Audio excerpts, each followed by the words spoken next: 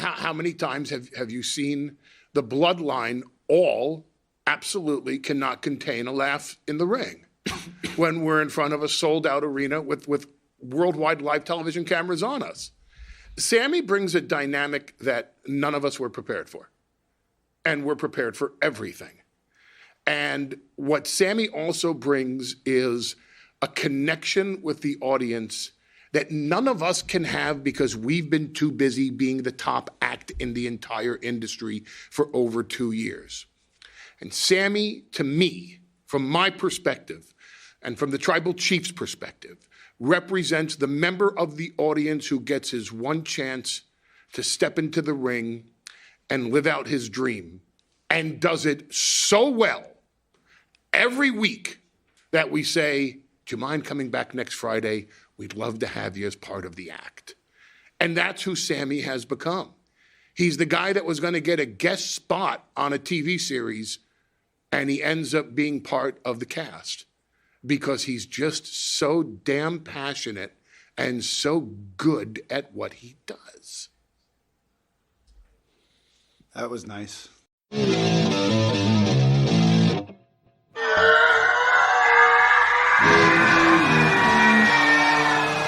Top of Wrestling with your hosts, OGM and the Professor. Good shit. Late to every episode. Late so much, I'm going to have to buy you a pregnancy test. Bob Roode. I want to be a podcaster. Yay! His mama named Kenta. I'm going to call him Kenta. Dynamite drop in, Monty. That broadcasting school is really paying off for you. You're so high you don't even know it. Ahoy, my boy. You ready for a Scotch ad? We don't know anything about him. The only thing he's got in his wallet is a bunch of names of whorehouses. That's Flair. Probably look like Jim Duggan shaking the tape out of his crotch. Benoit, enjoy my wife. That's a bold statement, Cotton. Oh my God, mine just stopped recording. No, we're good. We're still recording. What a dick. I'd cease and desist me. I'd cease and desist me hard. I need a minute to recover off that. What kind of game is it? War Games! Let a war game! You're our impressionist. Yeah, I know. That's the only thing I've said in the last half hour. Bark like a dog. Oh, Jinx, holy shit. How did that actually happen? Here we go.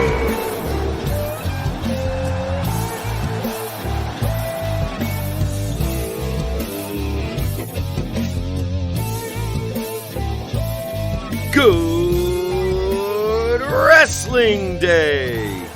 It is I, the Professor, Mark Fantasia, welcoming you to another episode of The Top of Wrestling. Appreciate you joining us, whether it's on iTunes, Spotify, Podbean, Amazon Music, Pandora, YouTube, Facebook, Twitter, or Instagram. We do appreciate when you subscribe, you like, and you share. I am just going to dive right in before I even tell you what's going on with today's show. Some, they might call him a friend. Some call him a family member. Some call him Joe. Some call him ODM. But, you know what we call him? The champion, baby. He is ODM, the champion of the IFW Season 8, I believe is where we're at now. We four-peated. He went for his second championship. Welcome, the champ. The champ is here. Yeah, I was thinking about it today.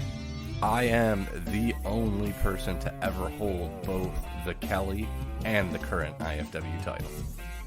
Ooh. And now, all right, so this is funny. Now, we are definitely sending this episode to them because this was too easy. The best part, Tiger ends up in last place. Hashtag undercrew. To the girl that gave up during the draft. It's like, I don't even care. Someone just pick for me. That's so awesome. Dude, I was cracking up as soon as I saw Survivor Series that she had like 70-something points. I was like, she won, I believe, with, I think she had a lot of the bloodline. So I was like, hey man, can't complain about that. Good for you. I ended up in second place. And it's funny because Tiger puts out a video, mid-card over here, saying it's a four-peat. It's not a four-peat. You didn't even win this time. Joe did. I don't think you understand math and how stables work and how many times we've told you that we've been running this thing since we got here. He just wants to rob you of your glory, that's all. You know what I want to throw down right now as a challenge? I know that I probably irritate the shit out of Tiger, and I do it for fun, man. You know I do it for fun. So I'll lay this challenge down since he is listening. Tiger, let's go career for career. If I beat you this season, you're done in the league. You beat me, I'll quit the season. I'll quit the league. Damn. Career versus career. I mean, hey, look at, you guys shouldn't have invited us into this thing. We just beat everybody's asses. Yeah, I bet you they're looking back at that saying, why the fuck did we do this? Someone goes, I think I know where I went wrong. I'm like, do you? Yeah. You tried. Well, it was funny because I was trying to do the math for myself because I had like 4 out of 5 in the Brawling Brutes, Owens, McIntyre team. And I was like, if they win, I think I actually could possibly take first place from you. And I'm like, either way, we would have won, which would have been fine. But it was just hysterical. I was like, if that happens, we'll be happy for each other. They still won't. Oh, no. Well, cheers to you, my friend. Another win. And this time you actually have the championship. Is it on your shoulder right now? Let's see. I was going to. The thing's kind of bulky. It was a lot bigger than the Kelly was. But, yeah, you know, they dropped it off. Was it Saturday morning, Sunday morning? I forget. I don't know. Yeah, it was cool. Did he have stains all over it? No, I've rubbed my balls on it a couple times. 2-3 times. All right. Well, let's talk about some real stuff here. We have news this week. We have Bring It to the Table. As always, we have a Wrestler of the Week. We're still going to be talking about the Monday Night Wars 25 years later and keeping our wrestling trend going with the Movie of the Week. Hey, man, go ahead. What kind of news you got for us? Well, the first piece of news I think is the most obvious. Thanksgiving. I hope you had a wonderful Thanksgiving with your family. But you know who else had a good Thanksgiving? The fucking Bills. So hit the music. The Bills make me wanna shout. Kick your heels up and shout. Throw your hands up and shout. Throw your head back and shout. Come on now, the Bills are making it happen now. Stand up now, come on and shout. Yeah, yeah, yeah, yeah.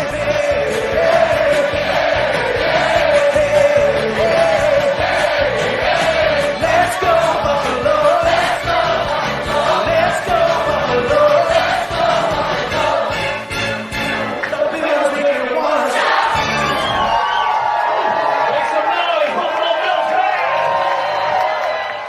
The best stat coming out of that game is Buffalo is the only team to win in the same arena back-to-back in the same week or something like that, being a home or being an away team. Also, Detroit hasn't won back-to-back games in their own stadium since like the 80s. Are you kidding me? Yeah, since the 80s. Oh, that's great. It got a little scary for a minute there, but, bro. you know, it got better. The meme of Josh Allen hugging Diggs afterwards and that look on his face like, thank fucking God.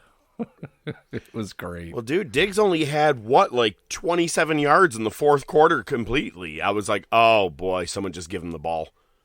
Yeah, they sure did. Worked out for him, so good to see him take away the win. Hopefully we smack the shit out of the Patriots. Well, you know what? If we can do this, we have the Patriots this week, then the next week is the Jets, and then the following week is the Dolphins. Good. So that's avenging 2 huge losses. Yeah, let's run the table. Whew. And you know what? If you run the table and you go to the Super Bowl, you win and you're a champion, not an interim Super Bowl champion.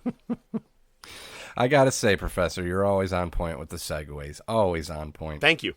Yeah, Thunder Rosa has officially relinquished the AEW Women's title, so now Jamie Hayter is the undisputed Women's Champion. According to Meltzer, Rosa's not going to be back until early 2023.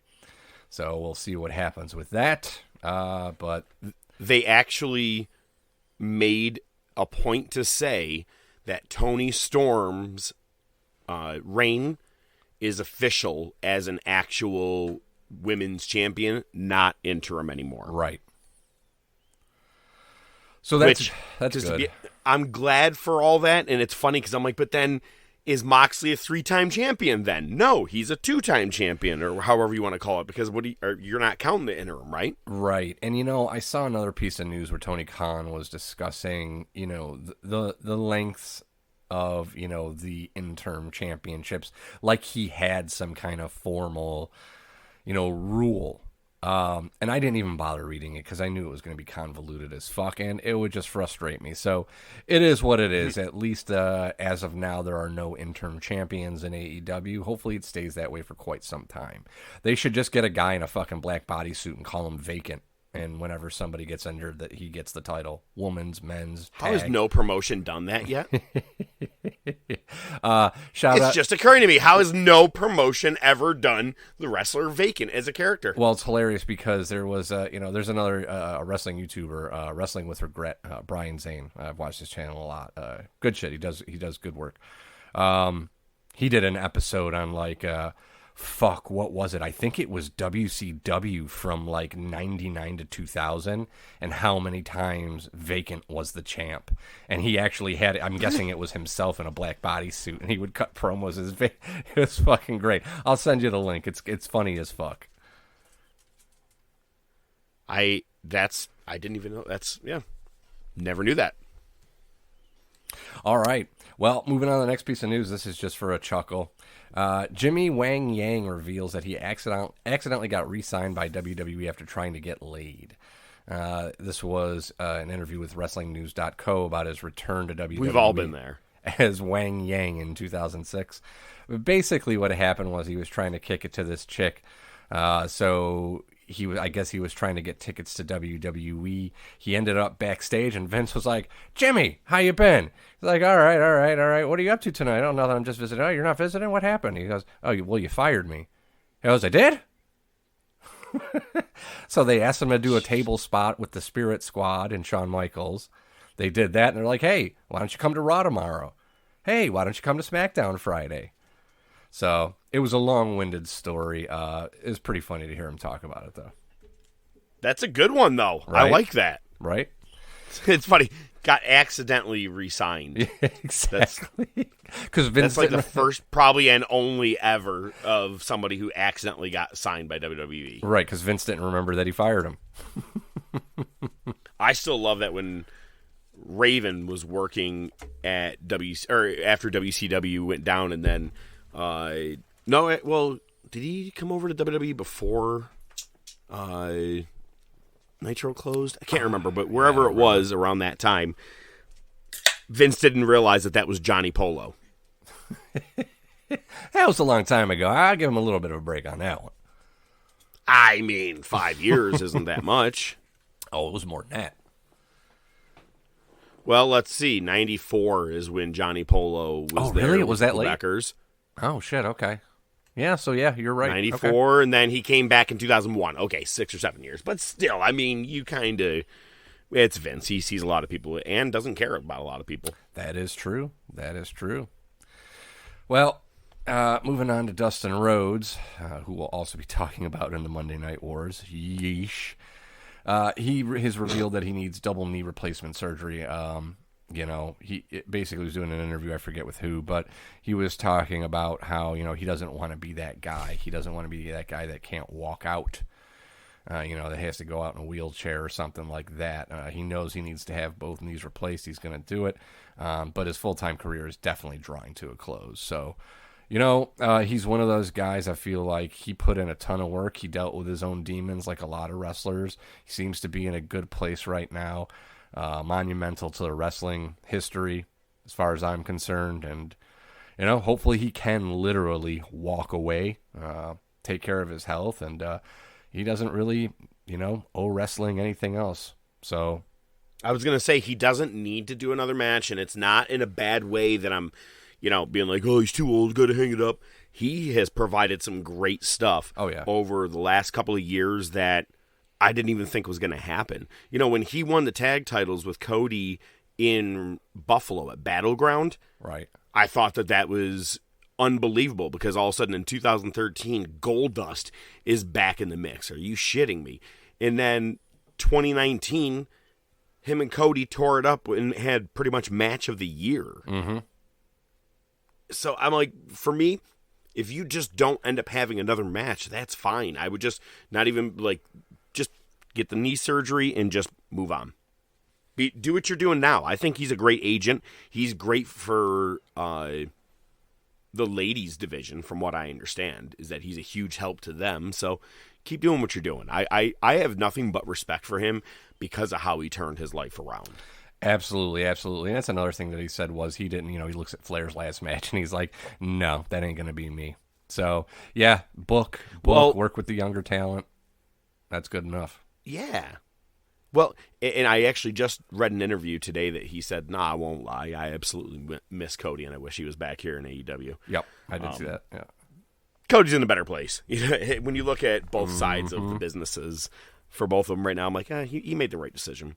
But speaking of Flair's last match, this past weekend, FTR tag teamed with Ricky Steamboat, and they took on, it was Brock Anderson, Jay Lethal, and Nick Aldis. And Steamboat and FTR won the match. It was a return of the Dragon. Said to, I guess, be a lot better than the Flair match. But, I think that Vacant versus Vacant could have put on a better match. Right. All right, what other kind of news you got? I know I threw that one in there real slick. Yeah, so we talked about it last week, and I said, well, there's really not much to report. And it seems like there's still really not a lot to report. But, Randy Orton is not expected back. Fightful Select is reporting that he had fusion surgery in his lower back. So there's a lot of feeling in WWE that they'd be lucky to get him back. So his career might be over. That's speculation. That's complete speculation. But dude's body is beat up. You see it a lot in the wrestling industry. Shit, we were just talking about Dustin. So, best of luck to Randy Orton. He's very polarizing, but you can't, again, another guy you can't take away his accomplishments. If he has to stop wrestling, I think he would be phenomenal in an authority kind of role, like a GM or something, because, he's the buddy of Triple H, and you can play off of that with Evolution and the authority, and he's the new authority, because on the mic, very few can do as well as Randy Orton. And right. He's been consistent for years. Minus the time he had to ask Sheamus, what's my line? But other than that. Yeah, I would say like a manager, you could always make him a mouthpiece for somebody who's still kind of getting their feet under him as far as promos go. Agreed. Well, I saw you snuck one into the news, and I saw it, and I almost put it in there, and I'm like, no, but I guess it is too funny to overlook. Mia Yim, as you know, has returned to WWE. She changed her name to Michin, which I believe is Korean, and I forget what it means. And apparently after 1 week, she's like, you know what? I don't think this is going to work, and now she's back to Mia Yim. Dude, it wasn't even a week. It was like 3 days later. Yeah. But hang on, is it my chin? Or is it me chin? I'm pretty sure it's Michin. It's not your... Whatever it was it's weird, and I was like, come on, man. You just came back and they said it's Mia Yim, and all of a sudden you're like, I'd like to be known as my chin. Never mind. Mia Yim. I don't know. It's weird. Anyway, did you get to watch all of the Survivor Series or just pretty much the main event?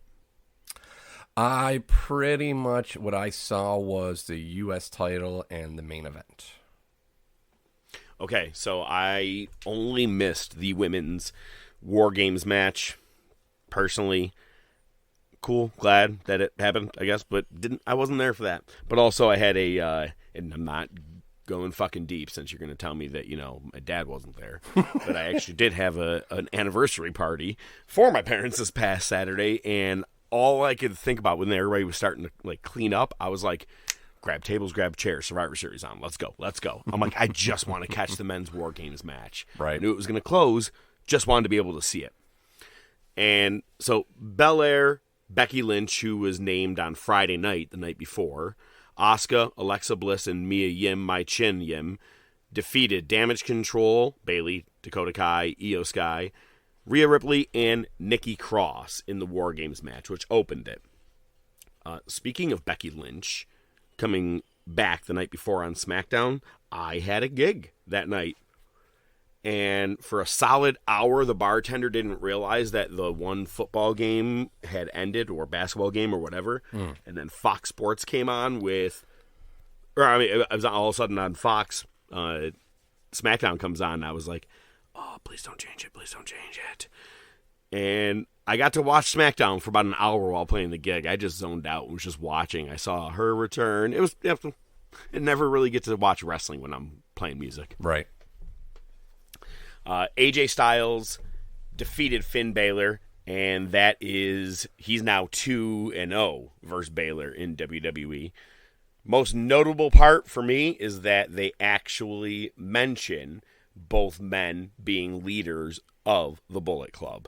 Wow. Naming the Bullet Club. Wow. I like Triple H's era already. Hell yeah. Ronda Rousey defeated Shotzi Blackheart, or apparently they dropped her Blackheart. She is just Shotzi now. Austin Theory. Now this I didn't see happening. I got to be honest. I really thought Seth Rollins was going to retain. Same. With the triple threat. And not only that, but I also had him in the... That was the other thing that would have helped me win the league, was because I have Seth Rollins and I also had most of the main event. But Austin Theory pulled off the upset, and I guess one door closes, another opens. Got rid of the Money in the Bank contract, and maybe this was the plan all along when they got rid of the contract. Like, we're going to hand this title to you, but let's do it in the right fashion. Yeah, they definitely, I almost feel like it was a hard reset. Like, listen, we're just going to hit the brakes, go from 100 to 0. We're going to catch our breath for 5 seconds, and we're going to come back strong. Can you grow a beard? What's that? Can you grow a beard? I know, right? What I found most hilarious was he's coming out to his, entrance theme, and he's getting all hype and everything. And then the Jumbotron just turns to a fucking Beyblade commercial. I was like, is that part of his entrance video? Or are they doing an ad during his entrance? I think they messed it up. Well, my favorite part of the match was Seth Rollins using Austin Theory to jump off of to give a curb stomp to Bobby Lashley. Yeah, that was awesome. Dope spot. Really, really great. This was not a full pay-per-view of matches because up next was your main event already. Right. It was the Bloodline defeating Kevin Owens, Drew McIntyre, and the Brawling Brutes. A couple notable things I want to bring up. First, backstage. Now, the night before, the Brawling Brutes, actually it was Sheamus and Drew McIntyre tag teamed against the Usos, and Sammy cost them the War Games advantage. So Sammy, just before I think it was before the Ronda Rousey match, Sammy is talking with Roman backstage, and he's like, I'm telling you, I'm all bloodline. And the hug that Roman gives Sammy was like I knew it was you. You know what I mean? Like that. Like the Godfather. You broke my heart. Yeah. Yup. And Sammy reveals himself to be total bloodline a couple of different times in this match by interrupting the referee's count, but then also taking out Kevin Owens and allowing Roman to get the pin. One thing I loved was that when it was time, they were about to send out Jimmy Uso, and Roman stopped him and said, Sammy's going. And Sammy looked like, oh, okay, all right. And I was like, oh, this just got interesting. And, all right. Yeah, and he sent Jay out first and said, "You're running this." Yep.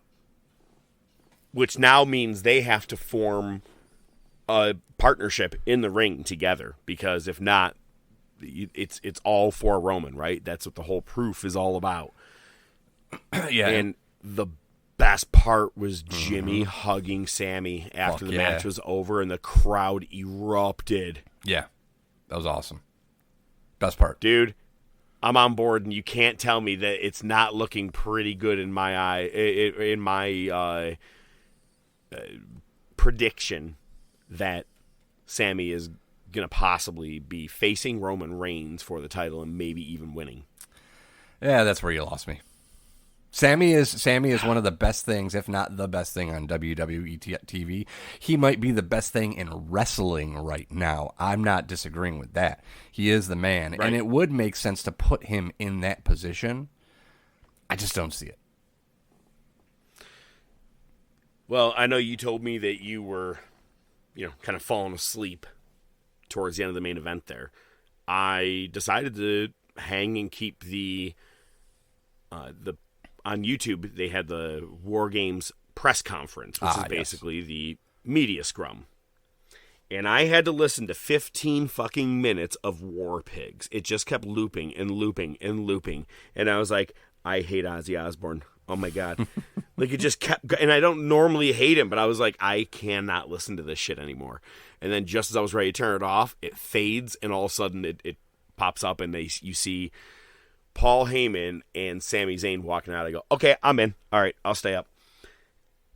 Great interview. Sammy just did a great job selling it all as, he's lucky to be where he's at and everything. And I read an interview today. He said, his two favorite storylines in his entire career has happened this year. The Knoxville storyline and the Bloodline storyline. 1 out of 2 ain't Dude's on bad. fire. Yeah. So either way, it was a great promo from him, as well as Paul Heyman putting him over, and Paul saying, this guy cracks us up when he's in the ring, and we're not supposed to be breaking. Like, he kind of brings it up in the press conference, which I thought was kind of cool. So you would think that Dynamite would be ready to pack a meaningful punch, getting ready for knowing that Survivor Series was ahead of them for the weekend. Maybe AEW should maybe bulk up and do something good. Nah. The Regal Moxley Bryan Danielson promo, you had me and you lost me. Right. I loved Moxley's run. Don't look back. Just go. Don't look back. Run away. Don't ever come back here. Loved that part. What I didn't like was Bryan Danielson getting on his knees and be like, please don't hurt him. Please don't hurt him. And, he gets into that his dad was an alcoholic, basically, much like Moxley, but that's why he understands him, and and Regal understood him and helped him have a better relationship with his dad. It was good, but I was like, really? This is what you're doing with Daniel Bryan or Bryan Danielson? Like, this is your plan? Came across way too soft and soap opera-y for me, for a guy that just fucked over one of the members of the Blackpool Combat Club. Right. It didn't seem to really get anywhere near a resolution or even a path forward. It's just like, hey, you did this. I'm pissed off. You know what I mean? That's my point. Yeah, there's been a lot of chatter that this is going to be Regal's exit to WWE. But there's also people saying... Okay, so what's funny is that this is where Uncle Dave pisses me off. He even himself goes, I reported that William Regal has a 1-year contract with AEW. Right. And now I'm learning that apparently it's 3 years. I'm like, so you do admit that you are a shitty reporter. But what's crazy is everybody's saying 1 year. You're saying it's a 1 year. He showed up at AEW Revolution in Orlando when I was there in February. So 1 year wouldn't even be up anywhere. He's not going anywhere. Yeah, even now that I'm finding out that he has a 3 years, he's not going back to WWE. The only reason is because Triple H right put up a post and saying it wouldn't be this day without this guy saying. And what is that word, Joe? What are the words? Oh God, it's War Games. Oh, I love it. God, it's so I've missed you saying it, man. I miss him saying it. Yeah, there's that too. It's not the same. Bloody guts. Now this was in Chicago. Yeah. This oh Dynamite. boy. Yeah. And the Death Triangle show up to face the Elite. And I was like, well, obviously they're just going to go back, forth. The Elite jobbed out again in Chicago this time. Probably the smart move, considering this crowd was chanting CM Punk, fuck the Elite, a lot of things. I don't know. It's funny because you hear that TBS is like, hey, could you guys tone down on your language? And the crowd is just like, fuck you. Right. Yeah, I'm calling my. You couldn't mute it. Yeah, I'm calling my shot now. They're gonna go down 3-0. They're gonna win the next 4. Oh, 100%. They're going down 3-0. It's funny though because they keep playing with this the bell keeper hammer thing, and it's I don't know. I'm fine with it, but we don't need to keep it going. Right. But notable part is that Pac came out with the old school broken nose face mask that like Virgil wore. Oh yeah. And yeah, he suffered a broken nose at the pay-per-view at Full Gear. That happened, man, 5-10 minutes into the match, and they had a good 25-30 minute match. Good for him, like, to keep going, because I don't know how you breathe and deal with all that, with all the swelling, and then come back 3-4 days later and have another match. Problem is, it's exactly what we thought it would be, a spot fest. Sure. Now, let's talk about where I don't know if it's a work or not. I keep going back and forth. I said MJF was a work, and I was right. He can say all he wants that he was leaving because Tony Khan wasn't paying him enough, and that was real, and blah, blah, blah, blah, blah, blah, blah. Bullshit. But this Punk thing, not only does Kenny Omega bite Pac's arm during the match, but he also gives a GTS to, I believe, Ray Phoenix in Chicago. The biting, obviously, having to do with the Ace Steel thing. Yeah, the biting was a little over the top, if you ask me, but it doesn't surprise me that it happened. So, my point is, are they really trying to troll and get that much heat over everything? Or is this leading to something and Punk is eventually going to return? I'd like to think that. I think we're way past it. I think it's just them being immature bastard children. Okay. Hey, I'm not disagreeing with you. That's why I had to at least bring it up. Hey, it wouldn't be another week in AEW if someone didn't turn. Preston Vance turned on the Dark Order, actually using Brody Lee's move, too, the clothesline, the discus lariat, and aligns with Roosh. It's funny because Roosh is like, you can join my services, you could be with me. He basically is what Andrade was when he left. Like, remember Andrade was on TV all the time, and now he's just not there anymore? I know. Because he got in that fight with Sammy? Pretty much, yeah. Yeah. You want to talk about... Who is Sammy fucking backstage that he is able to get away with so much shit? I mean, maybe Tony? Well, look at... Sometimes you can hit a home run, sometimes you can't. NXT... They went 2 for 3. One is that Shawn Michaels announced that there is going to be 2 different Iron Man type matches where it's kind of like the old championship scramble that happened, where 2 competitors are going to start, and every 5 minutes someone will filter in, and each match is 25 minutes. Winner getting a championship match. They're going to do 2 of them, one for the men's, one for the women's. And it's the one with the most pinfalls within that 25 minutes. I'm like, which is kind of funny. You're really fucked if you come out last. Unless they're going to do it like someone comes in and just cleans house and gets a bunch of pins. Either way, that's kind of cool. I like the concept, something new. Then Scripps was revealed to be Reggie. A mix of good and bad. I'll wait till we get to bring it to the table. Cool. And then you have Dominic Dijakovac. He came back as this Dijak, and he attacks Wes Lee. I think most people in the crowd a solid minute to figure out who he was. Yep. And I'm sorry, what did you just say a second ago? He looked like the Terminator. Dude, I couldn't figure out what he looked like, and it was just really, really dyed hair, really dyed black goatee and hair. It was just a little much. I'm like, just couldn't come back out as Dominic, huh? Old Dom. Yep, you're gonna bring it to the table apparently. Yeah. Well, how about we do that? Let's just go to the fucking table.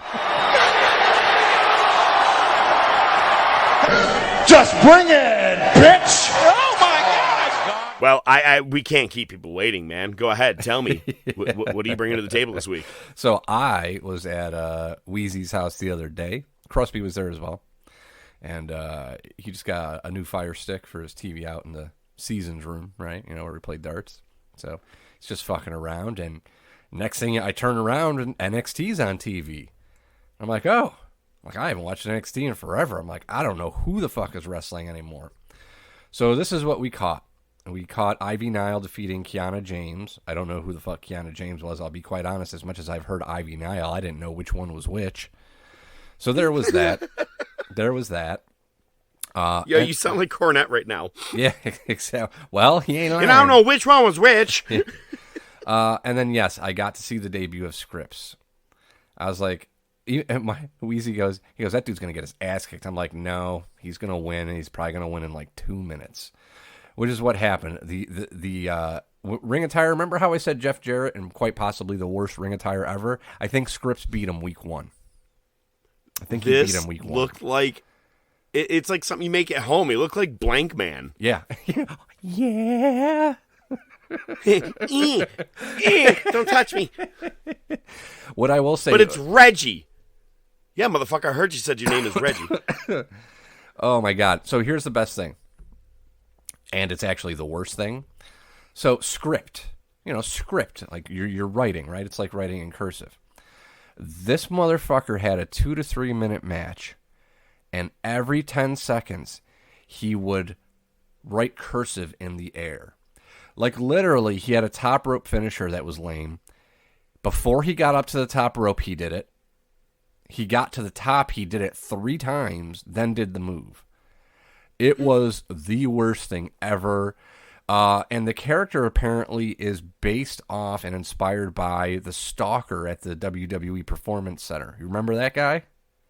I do, and that's why they were doing the video surveillance thing. That makes sense, but that's the guy that was trying to break in there to I don't know what. Yep. At this point, I started talking. I said, well, maybe we'll get lucky and see Nikita Lyons.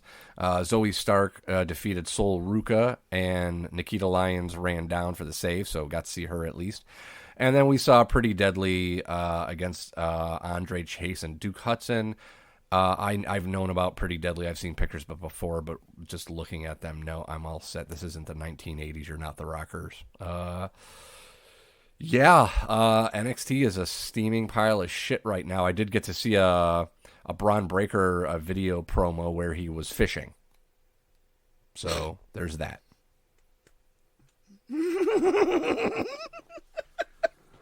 So it was cool to watch with non-wrestling fans. It was also disappointing that there wasn't one good thing that I could be like, yeah, that's pretty cool. No. Yeah, and they're like, they're seeing it. Is this what you guys talk about on here? No, I swear to God, there's actually good shit. Right. It used to be one of the best promotions ever. Ridiculous. Here is what I am bringing to the table this week. I am a fan of certain things. Look at it, and I'm not trying to say, things have to stay the same. I don't like change. But you can't have the Royal Rumble without the Royal Rumble match.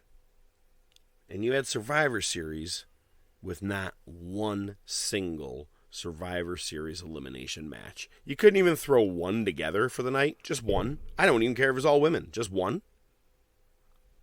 It was weird. Wasn't happy with it. I heard that, Triple H commented on it and saying, it's nothing that's like we're trying to revamp things, but just some things, we try to change it up every now and then. I'm like, I'm not a fan of it. That's personally just me. I don't know about you. I was happy that there was War Games matches, obviously. But I'm not saying that right. How do you say it again? Was that? How do I say War Games? But I don't know. I kind of missed the Survivor Series elimination match itself. I was always a fan of it. It gives you a chance to put younger or newer talent over, and just a chance to even get on your pay-per-view or your play, the PLE play. God, I hate that. All right, Let's go to the Wrestler of the Week. A lot of people think history is just facts. It's just information about the past. I know a lot of people like to believe that. I wish I could, but I was there. I wasn't here in the classroom, hoping I was right, thinking about it. Well, pussies like you, we're back here partying, putting headbands on, doing drugs, listening to the goddamn Beatle albums. Hey, Professor, take it easy, will you?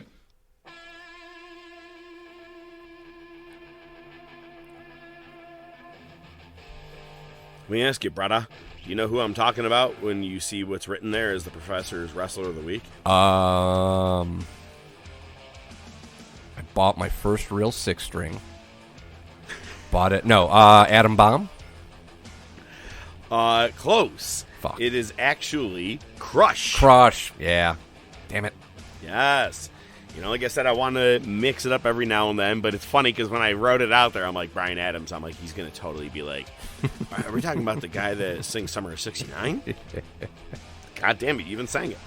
But I am talking about Bryan Adams, a.k.a. Kona Crush. Crush. He was also American Ninja, Midnight Soldier, and here's one for you if you didn't know this, and we're going to cover it soon. He was the Kiss Demon in WCW. Oh, yeah. There's a good one for you. But from Kona, Hawaii, he was 6'6", 315 pounds. Passed away, unfortunately, in 2000 and I believe 7. That was wrong. How can I start this already and be that off? I was right. August 2007. Thank you. No one. You're welcome. Anyway, he worked in several wrestling promotions, New Japan in his early part of his career, as well as the Pacific Northwest Wrestling promotion, which is also known as PNW. Did some time in WWF early, made his way back to those other promotions, honing in on his craft again and coming back to WWF, and then even went to WCW and ended his wrestling career, for the most part, with WWF. When he was in New Japan, basically working as himself, just as Bryan Adams, but ends up going to Pacific Northwest Wrestling and eventually returns over to New Japan as well, but he is known as the American Ninja. I found that to be kind of interesting for sure. Yeah, but it's something. Also worked, going back and forth between there and New Japan.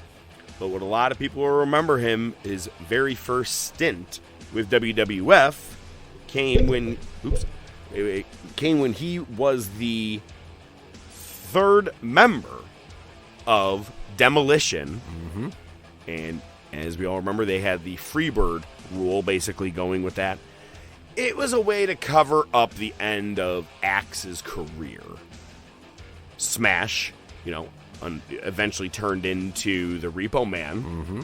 So they end up, getting rid of him at that time, and, he ends up just going on to PNW again to do another return there, but this time as a face because, you were on the main TV, you were on the main WWF show, that's awesome, that's huge, that's big, and so blew up getting back into PNW, but then when he returned to WWF in 1992, he came back as Crush, and he is a mega fan favorite. He's got the long blonde mullet, and he's a kind of a easy surfing Hawaiian kind of guy, and loved it. Everything was like, hey, brother, and his best friend was Macho Man, and I loved his finishing move was just putting a hand on each side of your temple and just crushing the shit out of your head like it's what are those? Like a vice grip. And it was the cranium crunch. He had a great, couple of months basically going through having his squash matches, even feuds with Repo Man for a little bit. His old tag team partner, Barry Darso. And they even have a match at SummerSlam 1992.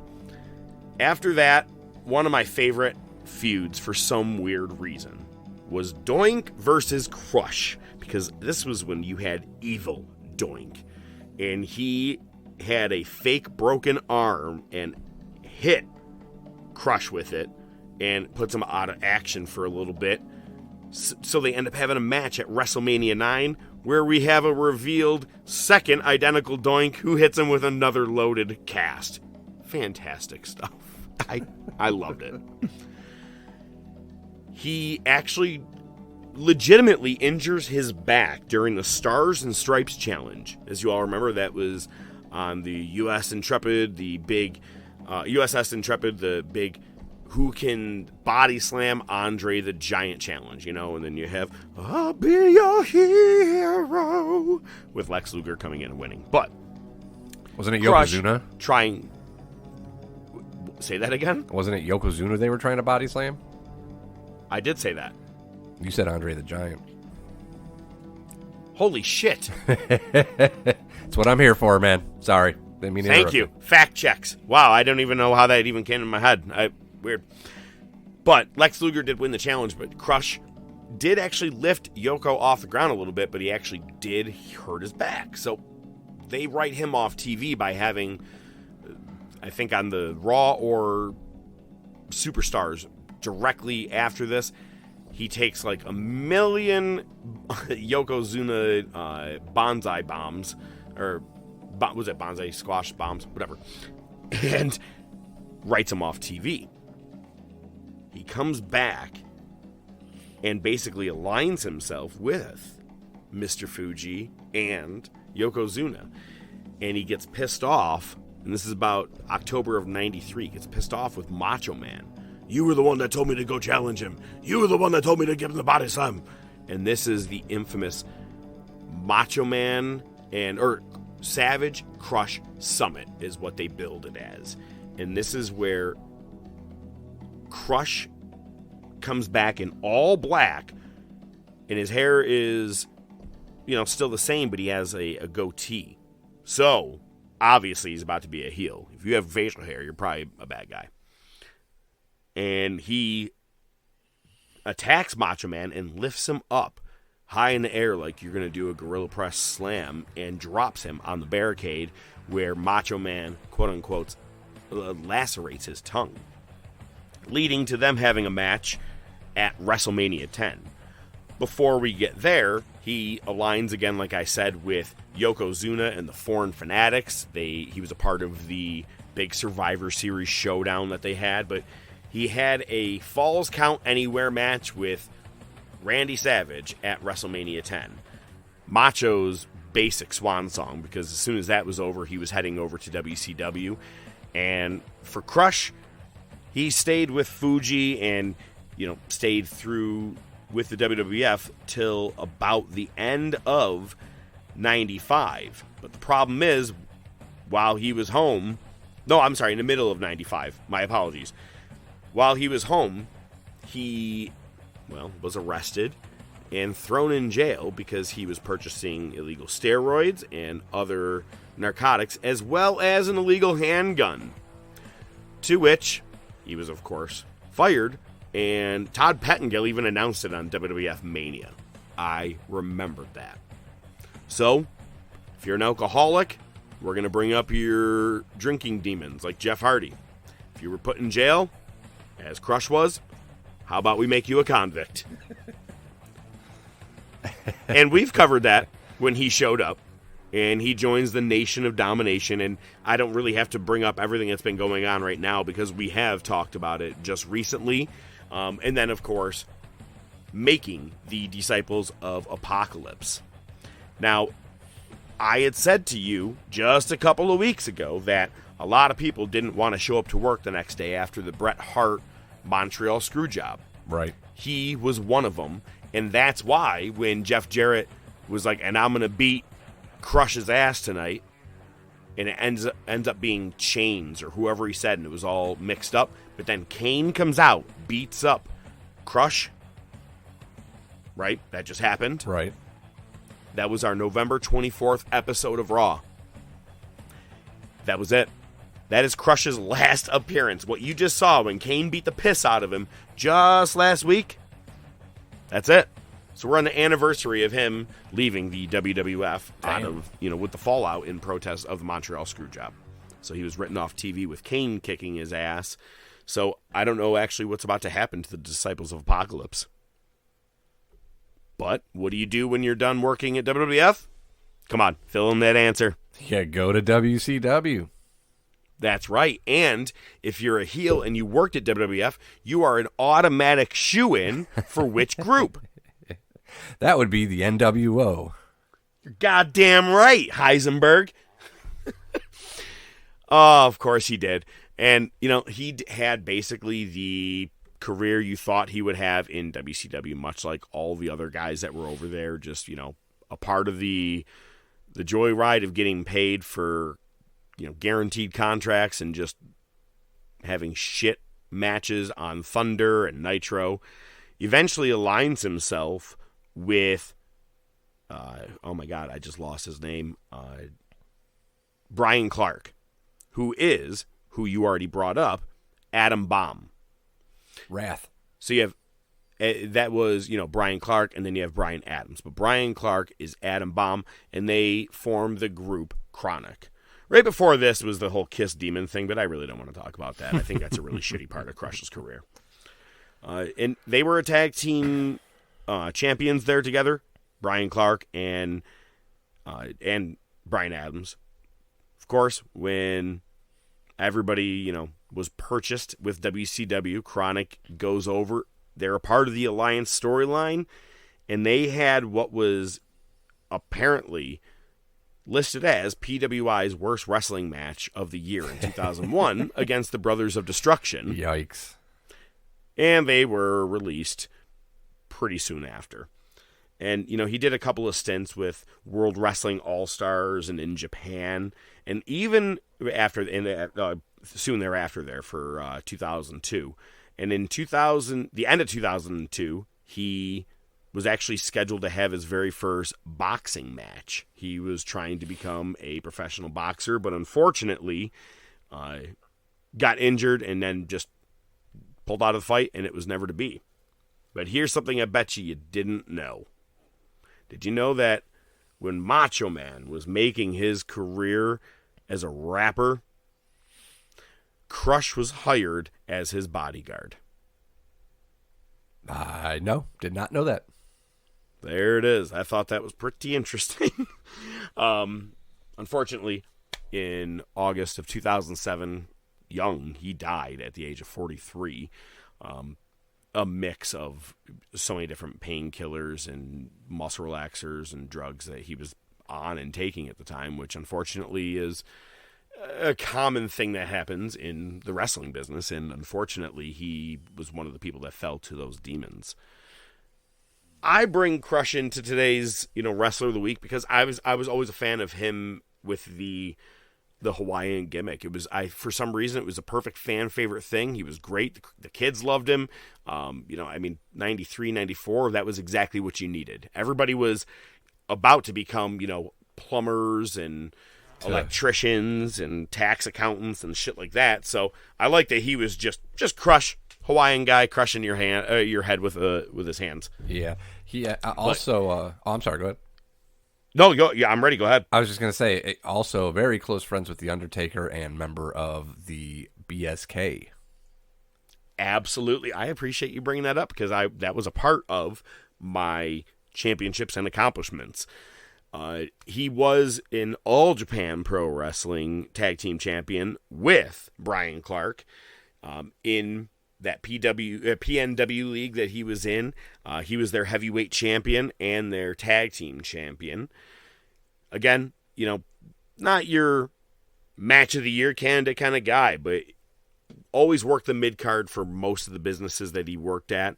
WCW was a tag team champion with Brian Clark as Chronic twice, and in WWF was the tag team champion one time with Demolition, which I'm like, I think that he just kind of fell into that too. He didn't even they're like, by the way, when you start working, you're a champion too. That's got to be the first time ever. But that being said, what is my favorite Crush match that I could tell you to go and watch? I got to be honest, loved him as a powerhouse heel, and just because it was the cap off of their feud, I'm a very big fan of Crush versus Macho Man Randy Savage at WrestleMania 10. Classic Falls Count Anywhere match. It was a weird one where you pinned the guy, but you had to return to the ring, and if you did, then the match continued. If you got there within 10 seconds or 30 seconds. Very interesting match. Weird concept they've never done again. Not many people are fans of it. I like it. So that's why it's my professor's match for a newbie fan of Crush. Now, I'm pretty sure we're probably going to be talking about... Nope. Never mind. He's not in there. Yeah, he's gone. Yeah, well, all right, let's go to the wars. Marty, you've got to come back with me. Where? Back to the future. Wait a minute, Doc. What are you talking about? What happens to us in the future? What, do we become assholes or something? Give me a hell yeah!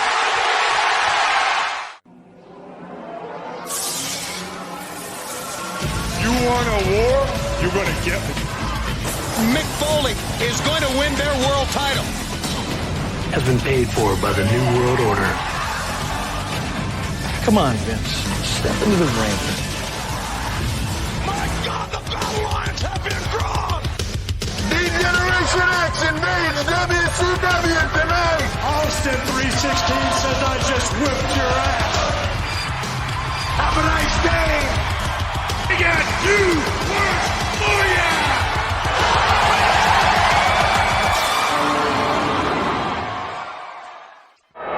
It's quite simple. If you're the WCW guys, you're the patsies. You're walking underneath the Dallas police station like Lee Harvey Oswald, and that's right, the NWO is Jack Ruby with a gunshot to the stomach.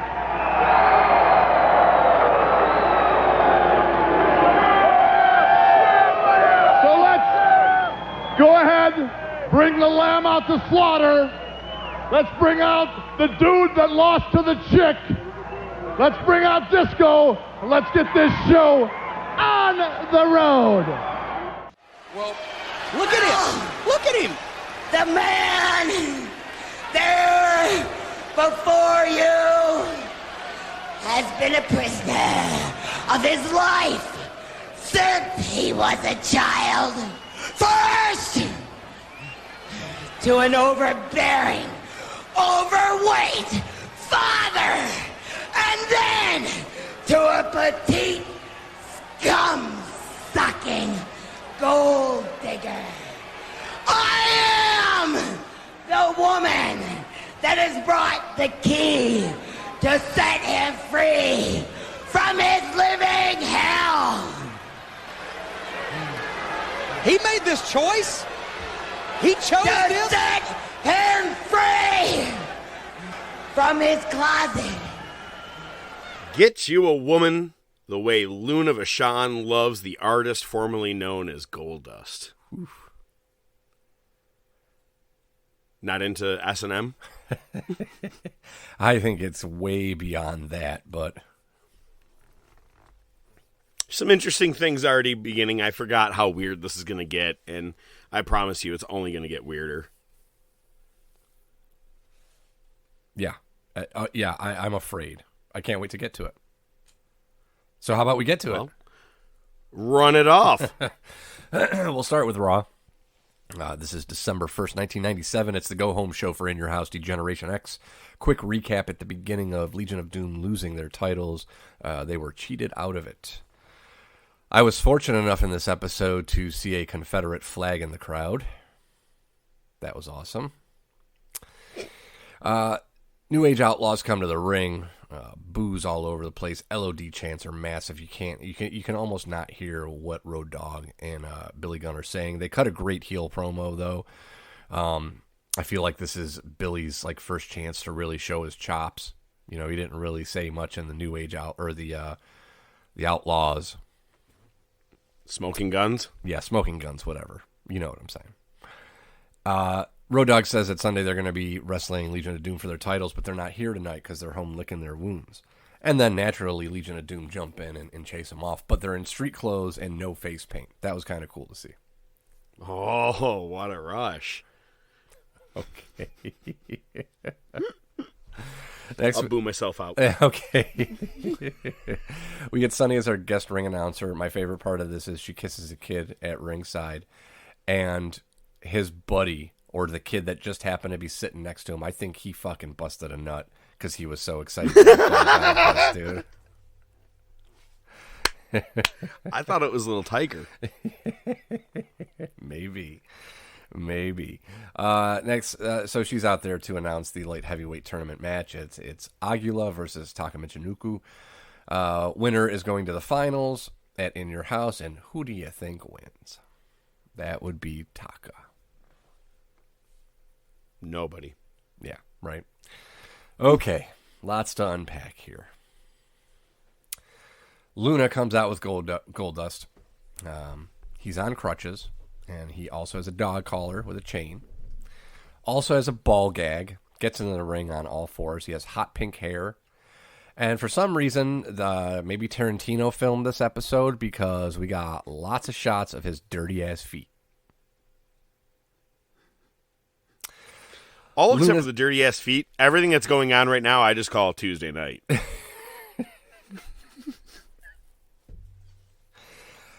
Luna starts cutting a promo. Says, Dustin was a slave to an overbearing, overweight father and a petite, cum-sucking gold digger. Now, here's the thing. Hang on. I am so glad that you just said that wording. I rewound it. Easily 6 times. I go, she's got to be saying something other than that. And I go, nope, she literally is saying that. I think she said scum, but she hid that S pretty good. She held that. I did the same thing 6-7 times. Straight up. I had it turned up really loud. Yeah, I my eyes closed, pushing the headphones into my ear, okay, just listen. Yeah, dude. Eyes closed, because it'll help you hear better. Yeah, man, no distractions. You got to shut off your senses. Is that like when you're driving, you have to turn down the music. The music down Absolutely. so you can see where you're going? Absolutely. Yep. Yeah, you got to be able to concentrate, man. But yeah, that's what she said. She does refer to him, as you probably heard in the intro clip, the artist formerly known as Goldust. King starts talking about Vader because he wants to beat his ass to get revenge, and then they start making out. And my favorite lines, Cornette, can someone spike my Kool-Aid, please? Jim Ross, my mama just fainted in Oklahoma. Jim Cornette, this interview is illegal in 27 states. And again, that little kid at ringside busted another nut. It's too bad that can't be the episode name. Oh my god, it'd be great with the picture.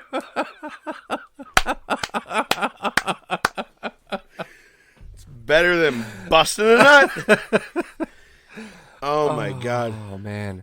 Oh, that's what we could call it. This episode is illegal in 27 states.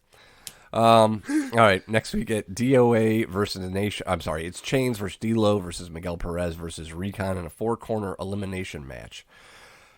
JR mentions, when you see The Rock, you'll see Austin. Cornette said, Rocky's got to be as nervous as a long-tailed cat in a room full of rocking chairs. I don't know what that means, man. I love the... Okay, figure it out. I'm walking over to her like a rooster with an itch. He is headstrong and cocksure. Or is it the other way around? And we're off the rails. This turns into a brawl, as you probably expected. Really not a lot to talk about there. Another one of the favorite DX segments. They come just to the top of the ramp. Shawn Michaels is in a wheelchair. Him and Triple H have blow pops. Cornette says maybe he sprained his giblet on Thanksgiving.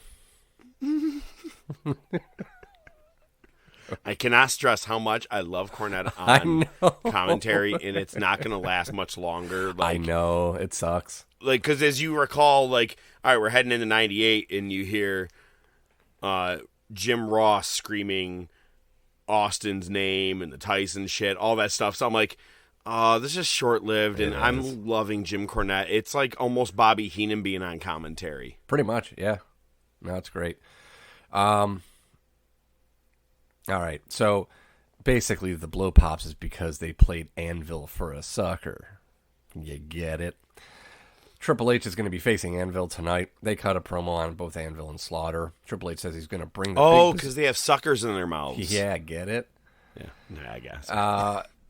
Triple H says he's going to bring the big bazooka for Slaughter's wife. Cornette says, I thought he was going to bring a pop gun.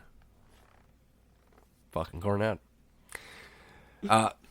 Shawn Michaels says he's in a wheelchair because of the rigorous training Chyna's put him through. Calling out Shamrock, said he's been training to guard against the ankle lock.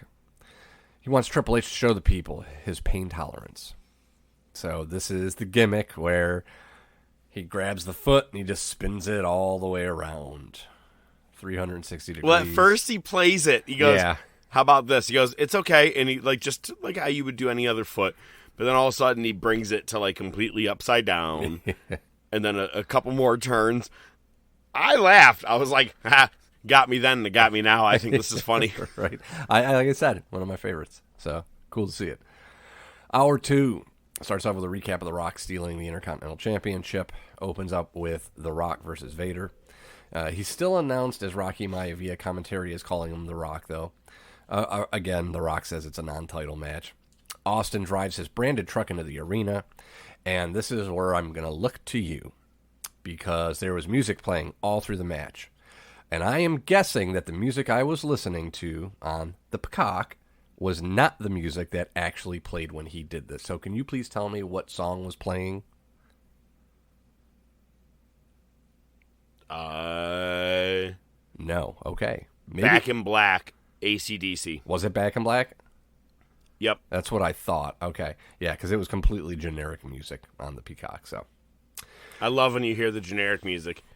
Boom, boom, bang, bing, bing, bing, bing. It's like, no one's ever heard this song, ever. Yeah, right. So Rock powers into the crowd. Hey, crowd. I do have to bring something up. Okay. It's partially about Raw, but also partially about today wrestling. While I was watching, all right, I'm going to give a little bit of credit to Simon Miller. Why? Here's why. Because he did a list about things that WWE does to their fans and makes them feel stupid. One of the major things is with Killing Time, your replays. Now, you just mentioned about the replay of The Rock stealing the championship. That one's fine, but while I was playing that gig at the bar, I watched Becky Lynch show up live, and I shit you not, I watched the replay on that SmackDown easily 7 fucking times. Jeez. It's ridiculous, man. Like, if you can't fill the time, drop to whatever hours you need to do, like whether it's 3 to 2 or 2 to 1. Just way too many. Don't treat us like we're idiots. We watched it. We were there. Pretty much. No disagreements here.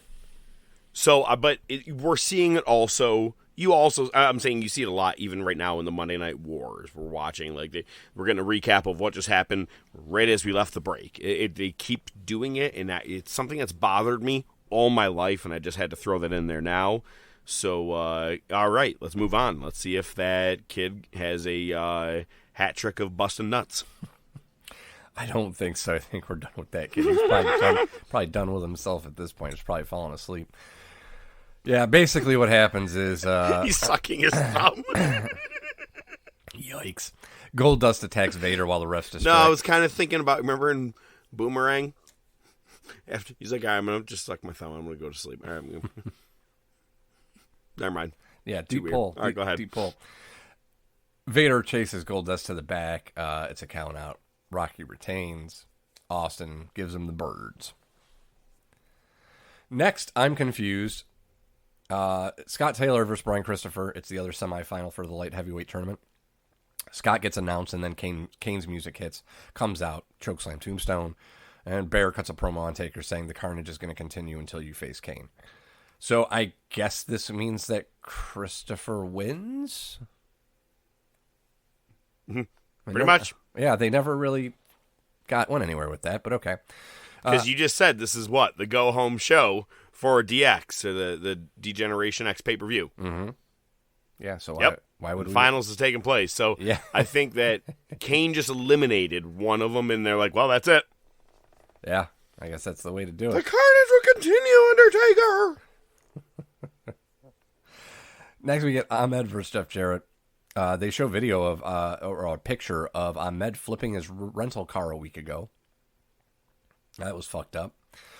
Jeff Jarrett gets on the ramp, says his debut won't happen tonight. Ahmed calls him chicken shit. Slaughter comes out and says, your contract says you don't have to wrestle, but that's going to change Sunday. I found a top-notch opponent. You're going to wrestle him, or I will suspend you. That opponent is The Undertaker. And Jeff Jarrett is saying to Ahmed, he's like, I left this federation because of guys like you. Oh no, he said you're one of the guys that I left because of. Yeah, that's true. Yeah, he called them out. Yeah, I cannot remember 100% who. I just read the interview, and I'm not trying to be Meltzer over here reporting something, but what I do remember reading just recently is that Ahmed Johnson got his ass handed to him backstage by D'Lo Brown at one point.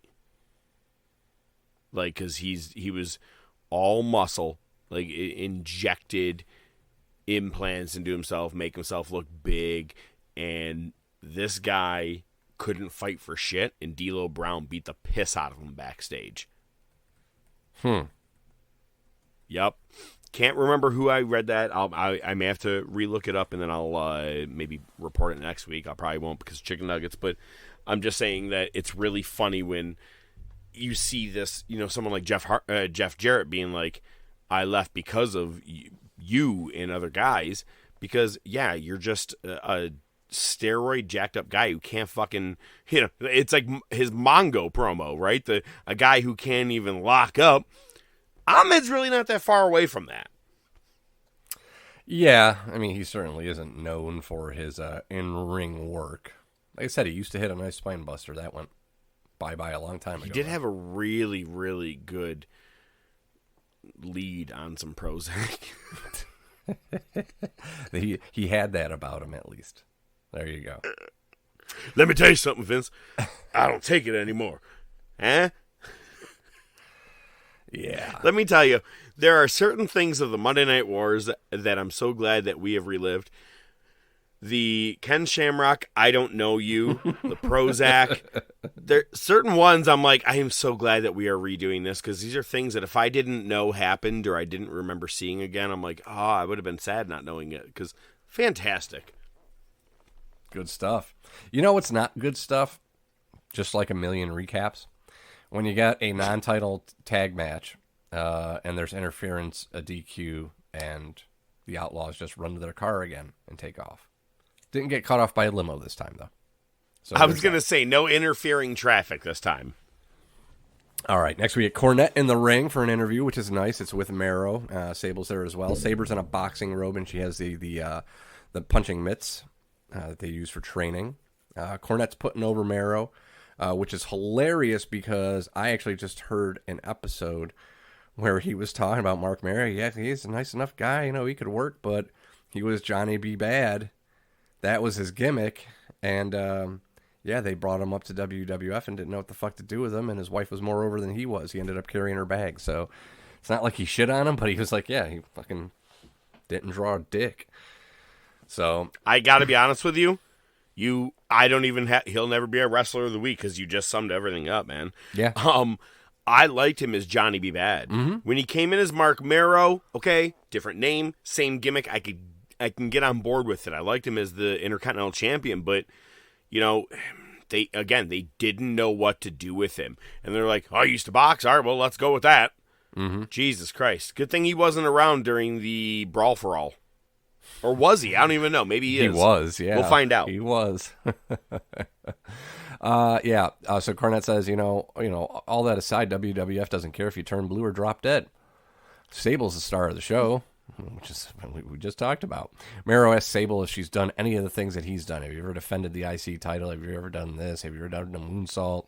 The crowd starts chanting Sable. You can't hear what Mero's saying. He says that she's his property. Mero's going to be facing Butterbean into your house. Asks Sable to disrobe him for the exhibition. Shows off his physique. Does some combinations on the mitts. The mitts actually have pictures of Butterbean on them. He hits one of the mitts so hard it goes flying off Sable's hand. Yells at her to pick it up. Runs her down and tells her to leave. And she runs to the back in tears.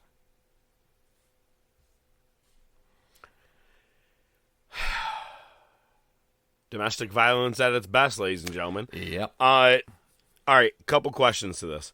Or not questions. One is a statement. The other one is a question. First is the statement. I actually didn't know that Butterbean has done more than one WWF pay-per-view. I always thought it was just knocking out Bart Gunn at WrestleMania 15. I never... I guess I know for sure I didn't watch this pay-per-view. Right. I never have. This is going to be a first. So I'm kind of excited about it. But it's funny because I have no idea how it ends. I'm sure the outcome is not in Mero's favor. But the question I want to bring up is, can you do me a favor? Pretend to be Mark Mero. Could you imagine being him and Vince going, listen, pal, your wife is way over more than you are, and you are going to go out there, and as people chant their name, you're going to be like, she hasn't done a moonsault, she hasn't done this, and shitting on her, and also bringing a lot of domestic violence to the table here on the... How weird is that? Yep. And you got to be like, yep, job's on the line, I'm losing my wife, my life, my company, my employment. The guy was kind of screwed from pretty much right here on. Mm-hmm. Yeah, doesn't get much better from here. Considering Sable slams him at one point. Oh, not even did you say slams? Mm-hmm. I'm pretty sure she power bombs his ass. Oh, was it a power bomb? Yeah, I think you're right. Yeah. Oh, yeah. Solid. Yikes. Anyway. I feel bad for him, but you know what's crazy is that he's a motivational speaker nowadays. Oh, is he? Yeah. You should look into that. We'll bring it up another time. Let's not go down the road too much. All right. I will say, Mero, Johnny B. Bad, always a mega fan of who he was in WCW. I loved the character. Definitely. It was like Little Richard. Yeah. Is a wrestler. Pretty much. Yep. I fucking loved it. And then... Yeah, WWF fucked him up. All right, well, anyway, so let's get on with the domestic violence. Speaking of WWF fucking stuff up, they show a video at the end of Survivor Series with Brett breaking the hold and spitting on Vince and destroying shit. They'd been showing it all throughout the episode, but yeah, they do that. So, main event, Triple H versus Anvil. What do you think happens? Triple H wins with interference. They spray WCW on his back, handcuff him to the rope. Slaughter runs in, immediately got knocked on his ass. Shamrock comes in, locks in the ankle lock on Shawn Michaels. Slaughter gets the Cobra Clutch on Triple H, and that's how we go off the air. Not a bad way to end. No, I liked it, and it's funny because as you were just speaking, it just occurred to me. You haven't watched DX yet, right? The pay-per-view in your house? No, not yet. Correct. Same. and I think I'm just now predicting what's going to happen in my head. I'm not sure if I should say it out loud or not. Okay. Like, do you want me to or no? Well, yeah, you might as well. Giving away, like, yeah. It's not like we're spoiling anything. No. Is it at DX? Is Owen showing up there? I believe so. Okay, I'm like, because it makes perfect sense to completely shit all over Neidhart if the goal is having Owen show up at the DX pay-per-view. I got to be honest, if there was ever a time I was so excited to see him, because I was a very big Bret Hart fan. I was like, yeah, this little shitty-ass brother, man. Screw him. You know? In the feud of things. You know, when I was a kid, during all that stuff. But, man, when he returned, I was like, please take the title from Michaels. I thought it was actually going to possibly happen. Yeah, unfortunately. But we'll get into all that. But, yes, that is the way to end Raw. Now let's talk about Nitro. I guess. All right. Starts off of the exchange between Zbyszko and Bischoff last week. They're going to fight at Starrcade. Gene's in the ring, calls Bischoff to the ring. Bischoff says, unfortunately, there's no piece of paper with my name on it saying that I'm going to wrestle anyone. Larry is on commentary. He's in a suit. He's wearing a suit jacket with a printed shirt. The print on the shirt is a bunch of Casio watches. I've never seen anything like it. Did you get dressed in the dark? Apparently. Bischoff says he's... Speaking of getting dressed in the dark, and talking about our logo, does Tiger always dress like Silent Bob? I guess. I don't know. Sorry. He does wear the I wanted to hat. ask that a long time ago, but, that just perfectly made me think about that. All right. Yeah. Bischoff says he's only going to face Zbyszko if he puts Nitro on the line, and he can't do that, so there you go. Next, we get our first match of the night. It's Juventud Guerrera versus Rey Mysterio Jr. Rey wins. Eddie's on commentary for this one, which is pretty cool. He didn't say a whole lot, but, nice to hear him on there. Next, you get Wrath versus Hugh Morris. Don't wait. Okay. You can't just force it. You can't force a joke, I just want it out of the way. Raven and Flash. You don't know. Hang on. You know what, though? Maybe if... Never mind. It's too easy. Just go. Raven and the Flock jump the rail. They surround the ring. Mortis! Mortis puts the chain on his boot like he's done before, causes a ref distraction, but Hugh Morris ducks, he ends up kicking Wrath in the head by mistake. Hugh Morris decides to hit a moonsault after that anyway for the hell of it, and gets the win. Sure did. Hogan and Bischoff to the ring. Hogan's promo, I didn't listen to a lot of it just because I'm tired of hearing him say the same shit over and over. He did make a good point, though. He's like, I'm here every week, brother. Sting, you're always hiding. It's kind of true. He didn't make a good point. Hey, listen, Hogan. He was gone from the show for like fucking 6 weeks. Well, he was filming a movie. Okay, but don't say I'm here every week. Well, he has been lately. Hey, I'm just saying. That's like saying, boss, I'm always on time to work. Yo, 3 weeks ago you were late 4 days in a row. But this week I'm here and I'm on time, boss. Yeah, there you go. Well, it's a heelish thing to say. I liked it. Not as much as I liked the next part. Hogan's getting fired up. Everybody's wearing Sting masks. Hogan goes to the floor, and he gets in the face of an old lady. And I mean old lady, who's got a Sting mask. He knocks it out of her hand. This old lady takes a swipe at him. That had to be somebody's mom. I was going to say, there's no way. No way. That was just one old lady randomly in the end of 1997 that still had some Southern territory Memphis shit. wrestling style belief in her system, because she was all but spitting at him. Yeah, she was swinging in his face. at him. Oh my God, it was awesome. Somebody's grandma. It has to be. It has to be. The best part was Hogan cocked back like he was going to hit her. Yo, that was hysterical, but she also didn't even fucking flinch. I know. I was like, I want to see where this goes.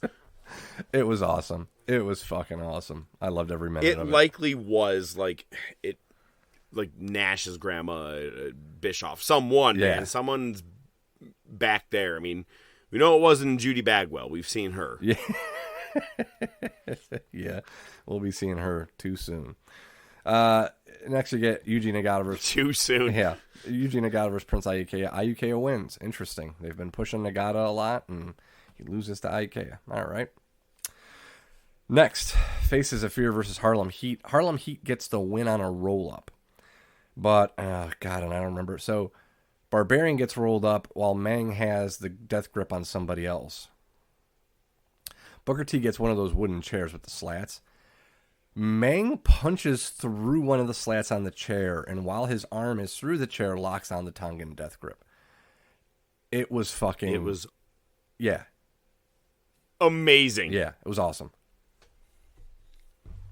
How is that shot not shown more when people talk about WCW? Meng, all you ever get is your Goldbergs, your this, your that. You don't show enough of that kind of stuff, man. Meng was your warrior. Now, I mean, like the Ultimate Warrior, no pun intended, like that. I'm saying like your strong man in the fucking division or in your whole promotion. You should have showed a lot more. Even WWF doesn't show enough of him to this date when you talk about WCW. Absolutely. And then also at the end of the match, Jacqueline is strangling Jimmy Hart on the floor. Fucking hilarious. Next, Scott Hall versus Disco Maggot. Nash calls Disco the dude that lost to a chick. I loved it.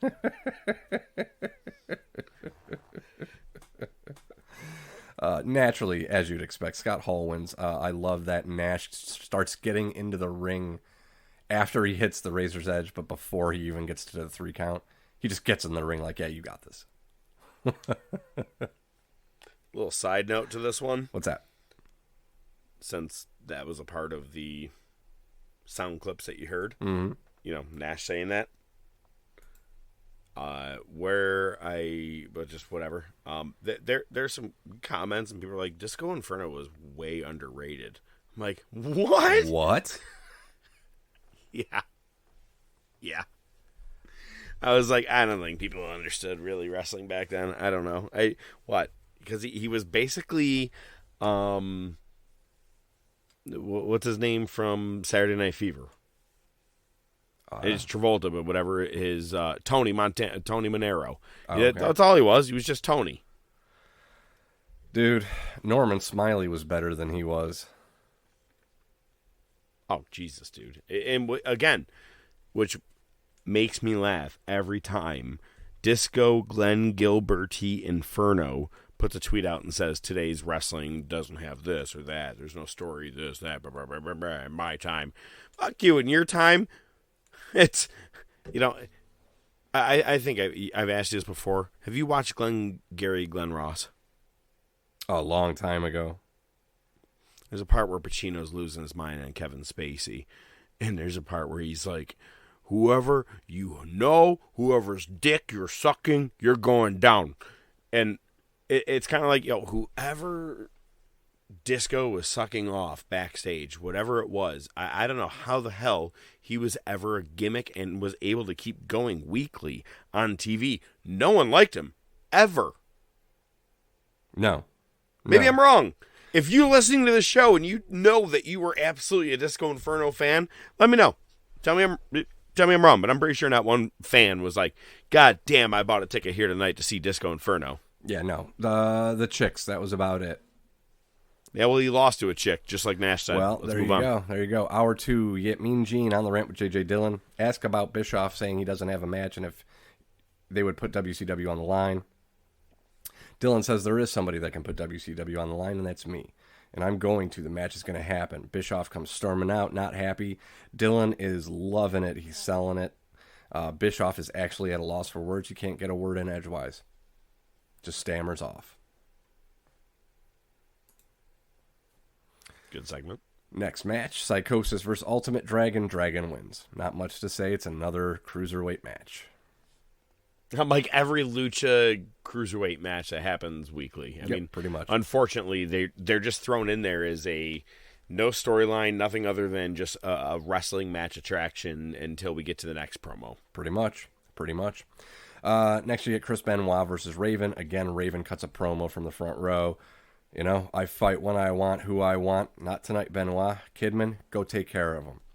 Kidman does this shooting star press from the apron to the floor. Nasty. It looked sick. Boy. No. I think I get it. Shut up. Okay, 7-year itch. Got it. Benoit wins. Man, goddamn, Benoit is just okay, different word. He's a beast, man. I want to know what word you were going to use. He lays his shit in. I'll say that much. He lays his shit in. Benoit, what was the original thing you were going to say? I was going to call him a killer. Every time he's in the ring, he kills it. He just straight up murders everybody that he's against. Yikes. Did I go too far?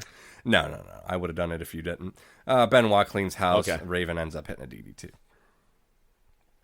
And he laid Bibles next to him. Yeah. Okay, that was too far. That was way too far. Jesus. Okay. Man, you trying to catch up to me here? Fuck. Did you remember your Owen Hart thing last week? Next, you get Buff versus Luger. The old lady's back. She actually tries to go after Bagwell once in the match. It was great. Luger, and it ends up being a DQ interference from Vincent. Luger racks both of them. Not much to go over. Main event time. Kurt Hennig. Man, Hennig has been defending his U.S. title every main event for like the last month. He went from all over the place, running from state to state, defending the United States title. That was Kurt Hennig. Everywhere he was going, he was wrestling. Did you notice that Randy Anderson took a phantom eye gouge during this match? Yes. What the fuck happened there? Even commentary's like, okay. They're like, maybe I think a fly got in his eye. He was selling it like he got punched. Rude comes to interfere. DDP hits the cutter.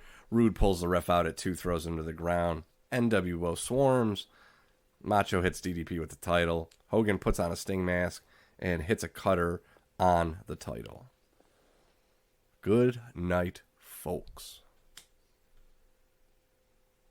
I gotta say, I may not have ever called it out, but keep this trend going. I like it. I know the trend. I got it. How you end Nitro. Oh, yeah. I mean, I have to. It's just... It's so funny. It brings me back to the first time that they actually did it. It was like so much chaos going, good night, folks! What? Huh? What? Good night, I loved folks. It. And it's WCW style. Let's see where it takes them. Bold move. You know what's not a bold move? Drugs.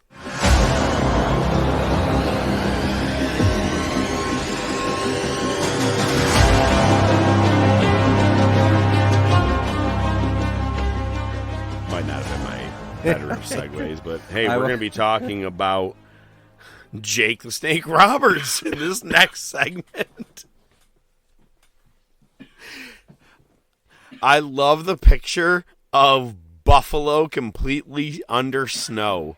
And Iron Sheik tweeted, it looks like Jake the Snake Roberts' house. Jesus. All right. Not a way to talk about this next movie. All right. Have you, ODM, watched, or even you, our listeners, watched, The Resurrection of Jake the Snake Roberts? I watched it Saturday evening. I love it. I just watched it for my second time. Take the reins. I would love for you to talk about this. I think a very hidden gem that even if you're not a wrestling fan, you'll enjoy to watch.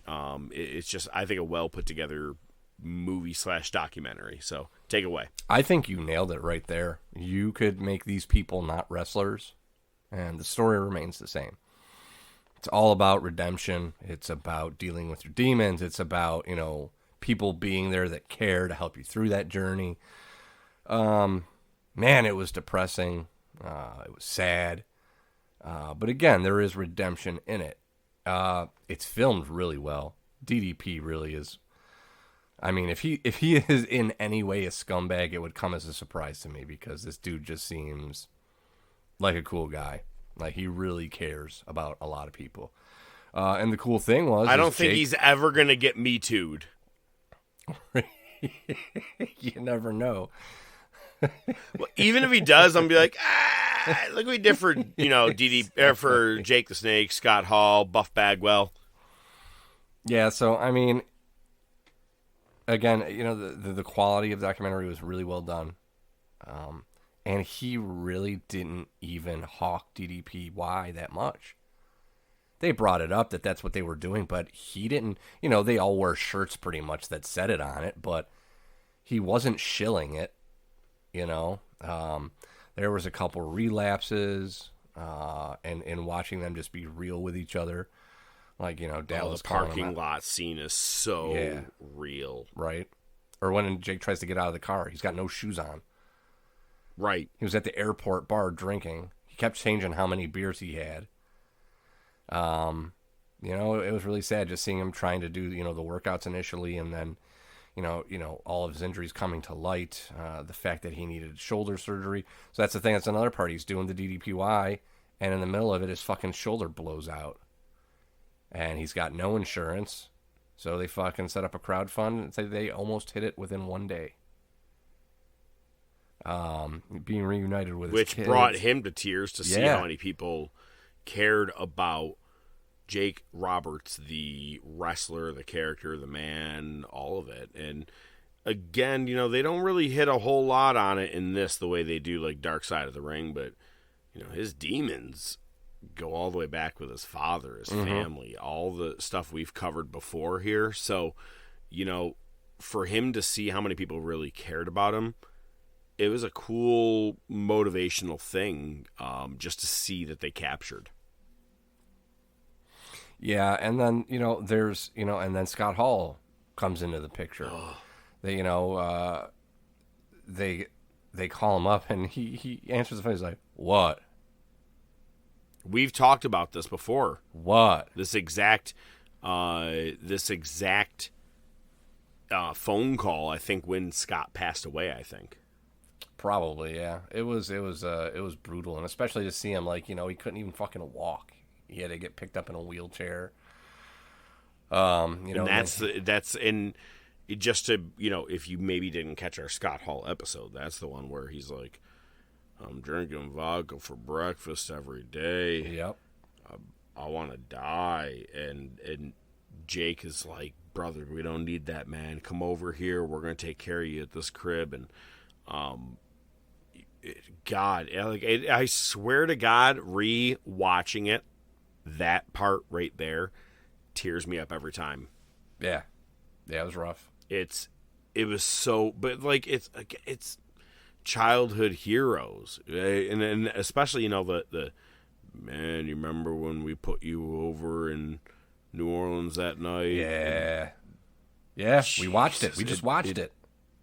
Yup.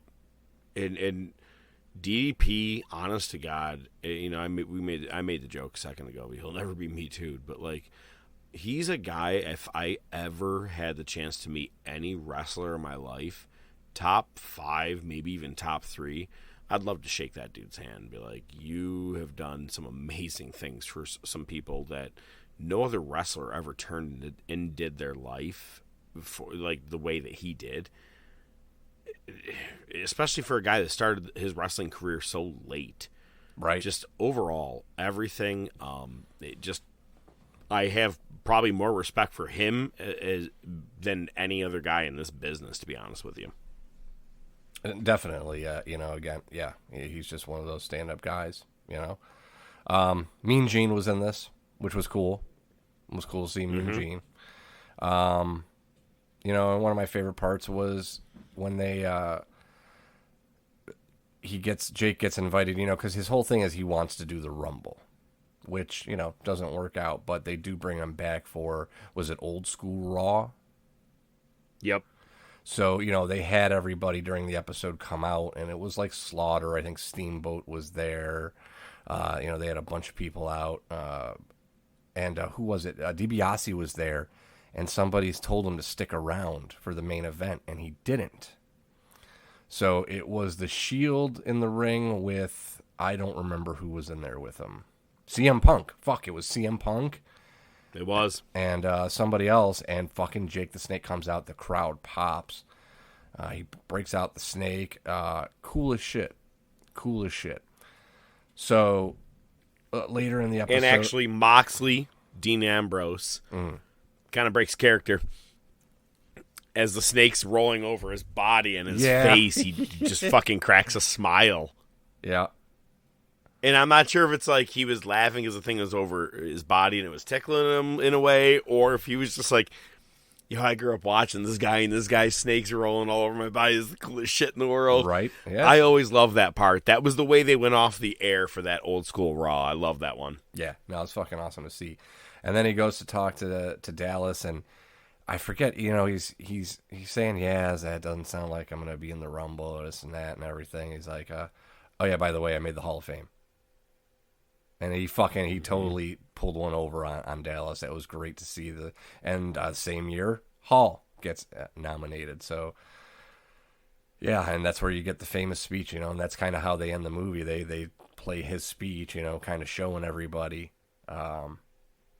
Yeah, it's definitely it's not tough to watch, but you know it is tough. I mean, because I think, you know, everybody can relate to some of that shit in one way or another. You know, like I said, this I think about probably. I mean, I'm not even just. This is a guess, all right, man. But 75% of Americans, let's say, probably deal with an addiction issue of some form. Sure, you know, TV, you know, I mean, it could be anything. Anything. Yeah, exactly. And so that's why it is kind of a rough watch, but it's also a great miracle story. We see Jake Roberts, we were, you know, for quite some time on AEW, now not as much anymore, but when he showed up, we're like, oh my God, you remember his promo? You don't turn your back on anybody that you respect and then just walked away from. It was fantastic. Yeah, so I mean, like, my point is that he is here. He's still alive. When you watch this movie, he was seconds away from death, and so was Scott Hall. And, you know, yes, okay, unfortunately, Hall's not here anymore, but Hall got another solid, I think, 10 years easily after that movie. Yeah. So it's, you know, it's great watch if you have not watched The Resurrection of Jake the Snake Roberts. We both highly recommend it as a wrestling fan or just as someone who needs to see just a good triumphant story. This is a good one. That being said, enough of the teary, mushy bullshit. I know, right? We're going to fucking be back next week. We'll be back, of course, as always, next week. We have a top topic, and I cannot wait to cover it. I've been waiting for the day that I've been able to finally talk about it. We are covering the top video games in wrestling history. So any pro wrestling video game we will be chatting up, as well as continuing the Monday Night Wars, talking about the In Your House D-Generation X pay-per-view. We'll be talking about anything that may or may not have happened this past... Well, no, not may not have, because that'd be stupid to talk about. You know what didn't happen this week? All right, we'll be talking about news, of course. Ladies and gentlemen, I'm the Professor, Mark Fantasia. I bid you a farewell. He is the IFW Wrestling League Champion, ODM. And if you listen to this show weekly, which we know you probably already do, he leaves you with 5 words. Time to bust a nut. I couldn't even hold my laughter. I swear to God.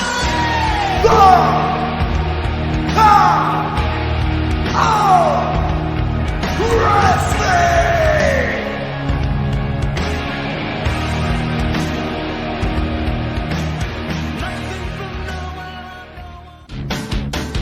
The Top of Wrestling Podcast is brought to you by The Top of Wrestling Podcast. Your hosts are the Professor, Mark Fantasia, and ODM, Joe Rizzo, with special weekly segments by Nightwing the Analyst, Rashawn Hilton. Without your continued support, it would just be some guys talking wrestling. Feel free to interact with the show on Twitter, YouTube, Facebook, and by email at thetopofwrestling@gmail.com.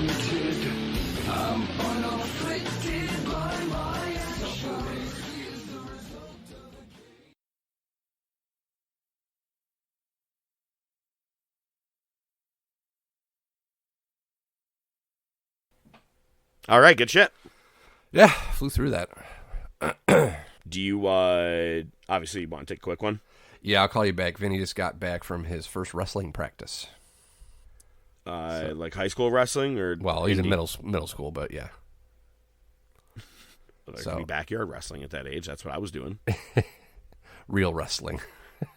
Is he the one that came in and goes, hello? Yeah.